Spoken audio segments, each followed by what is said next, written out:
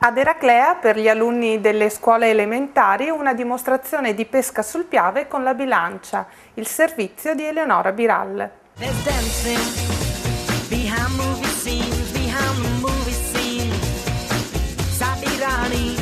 Siamo stati a vedere una bilancia a Eraclea, dove i proprietari Costante Marigonda e Federico Bragatto organizzano usualmente degli incontri dedicati alla pesca. Abbiamo chiesto a Costante Marigonda in che modo è nata la bilancia. Questa bilancia qua è nata 50 anni fa e l'ha fatta il prete del paese per sfamare i cittadini, quelli più poveri, e io assieme agli altri miei soci siamo qui da una decina di anni. Mi fa molto piacere perché ho visto i ragazzini molto entusiasti di queste iniziative che ci daremo sempre più da fare per fare sempre di più.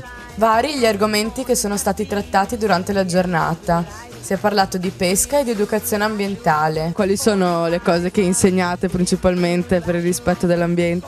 Non buttare le carte per terra e controllare le misure dei pesci quando vengono presi nel rispetto della legge. Federico Bragatto ha illustrato a un gruppo di bambini delle scuole elementari di Jesolo il funzionamento della bilancia. Quali sono state le reazioni dei bambini? I bambini sono sempre eccezionali in queste cose, sono veramente bravi e è una cosa che non vedono tutti i giorni e sono entusiasti di queste cose. Sono già 4, 5, 6 anni che lo facciamo con le scuole elementari di Eraclea. Oggi sono venuti i ragazzi di Jesolo, ma siamo disponibili sempre perché è una cosa che è giusto mostrare ai bambini. Non lo fa nessuno, lo facciamo noi da diversi anni perché è una cosa che merita di essere fatta.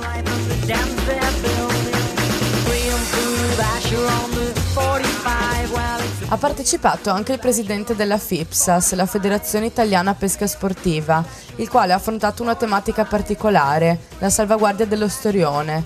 Ne ha mostrato 2 esemplari ai bambini presenti che hanno dimostrato interesse. I pesci purtroppo, con la scusa che non si vedono, nessuno, anzi spesso vengono dimenticati o quantomeno nessuno si rende conto delle problematiche che purtroppo hanno, e sono tante.